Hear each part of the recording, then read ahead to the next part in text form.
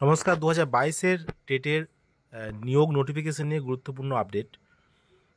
যেটা বলা হয়েছিল যে প্রাথমিকে যে 9,533 জনের যে প্যানেল বেরিয়েছে সেটা নিয়োগ করা হবে এবং সেই নিয়োগের পরেই কিন্তু 2022-এর টেটের নতুন যে নিয়োগের যে নোটিফিকেশন সেটা কিন্তু বেরোবে। এটা কিন্তু প্রাথমিক শিক্ষা পর্ষদের বক্তব্য, প্রাথমিক শিক্ষা পর্ষদের যে সভাপতি তার বক্তব্য। তো এটা কিন্তু বলা হয়েছে। আমি দেখে নেব কি বলেছে এখানে। যে দেখুন, গৌতম পাল মহাশয় জানিয়েছেন যে আগামী এক সপ্তাহের মধ্যে নিয়োগ সম্পন্ন হবে, অর্থাৎ 7 দিনের মধ্যে চাকরি প্রার্থীদের হাতে নিয়োগপত্র পৌঁছে যাবে বলে দাবি করেছেন তিনি। হয়তো কিছুদিন এদিক ওদিক হতে পারে। তো প্যানেলে যাদের নাম রয়েছে তার মধ্যে রয়েছে 2014, 2017 উত্তীর্ণরা। গৌতমের দাবি যে প্যানেলে থাকবে প্রাপ্ত নম্বরের ব্রেকআপ, যা পর্ষদের ইতিহাসে প্রথম বলে উল্লেখ করা হয়েছে। স্বচ্ছতার কথা মাথায় রেখে যে পর্ষদ এই সিদ্ধান্ত নিয়েছে যে এই নিয়োগ মিটলে, দেখুন এই নিয়োগ মিটলে ফের নিয়োগ প্রক্রিয়া শুরু হবে বলে পর্ষদ সূত্রের দাবি।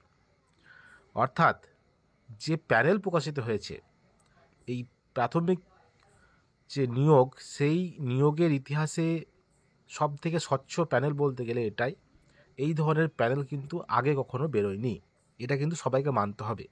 সে 2012 টেট হোক, 2014 টেট হোক, 2020 রিক্রুটমেন্ট হোক, যে কোনো ক্ষেত্রে যে রিক্রুটমেন্টই হোক না কেন, এত স্বচ্ছভাবে প্যানেল কিন্তু কখনোই বেরোয়নি। সমস্ত ব্রেকআপ মার্কস ধরে সমস্ত কিছু নিয়ম মেনে কিন্তু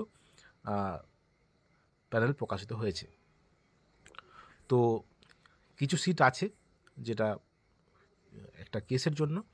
তো যাই হোক না কেন, এই যে নিয়োগ, এই নিয়োগটা মিটে গেলেই কিন্তু পরবর্তী নিয়োগ প্রক্রিয়া শুরু হবে।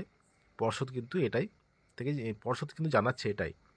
এবং আগে কিন্তু পর্ষদের যে সভাপতি মাননীয় গৌতম পাল মহাশয়, তিনিও কিন্তু জানিয়েছিলেন যে এই নিয়োগটা কমপ্লিট হয়ে গেলে নতুন করে আমরা নোটিফিকেশান দেবো। অর্থাৎ লোকসভা ভোটের আগে কিন্তু নোটিফিকেশান দেওয়ার সম্ভাবনা আছে।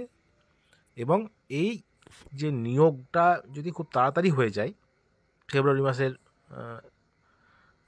সেকেন্ড উইকের মধ্যে যদি হয়ে যায়, তাহলে কিন্তু তারপরে নিয়োগের নোটিফিকেশান কিন্তু আসতে পারে 2022 স্টেটের জন্য।